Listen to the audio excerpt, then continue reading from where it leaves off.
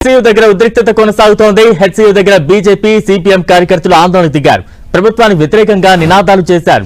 భూముల వేలం నిర్ణయాన్ని ప్రభుత్వం వెంటనే వెనక్కు తీసుకోవాలని ఆందోళనకారులు డిమాండ్ చేస్తున్నారు. దీంతో నిరసనకారులు పోలీసులకు మధ్య తోపులాట చోటు చేసుకోగా కొద్దిసేపు ఉద్రిక్తత నెలకొంది. ఈ క్రమంలో పలువురిని అదుపులోకి తీసుకున్నారు పోలీసులు.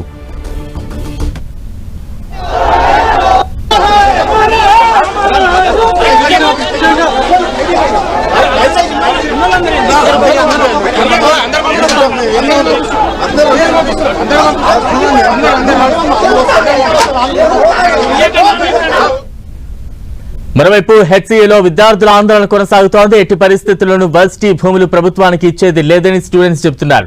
అక్కడి తాజా పరిస్థితిని మా ప్రతినిధి అజయ్ అందిస్తారు.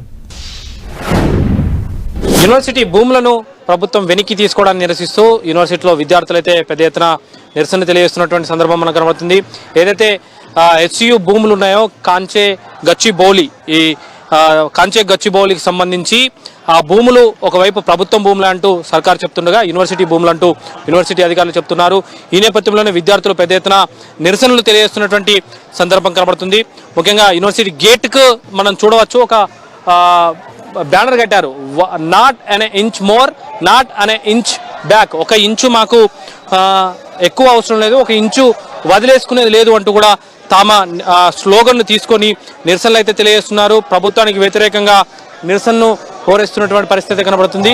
గేట్ వద్దకు వచ్చి నిరసన తెలియజేస్తున్నటువంటి విద్యార్థులను కనీసం మీడియాతో కూడా మాట్లాడకుండా పోలీసులు ఒక లేయర్గా అడ్డుకున్నటువంటి పరిస్థితి మనకు కనబడుతుంది. విద్యార్థుల లెవెల్ని కూడా దగ్గరికి రానియకుండా తమ నిరసన అయితే తెలియజేస్తున్నటువంటి పరిస్థితి అయితే మనకు కనబడుతుంది. విద్యార్థులు ఏదైతే save Kanchan Gachibowli forest lands space from these to be continue save the forest అంటూ స్లోగన్స్ అయితే ఇస్తున్నారు. ఏబీపీ అదేవిధంగా ఇక్కడ యూనివర్సిటీకి సంబంధించినటువంటి విద్యార్థులంతా కూడా ఇక్కడికి చేరుకొని తమ నిరసన అయితే వ్యక్తం చేస్తున్నటువంటి సందర్భం కనబడుతుంది.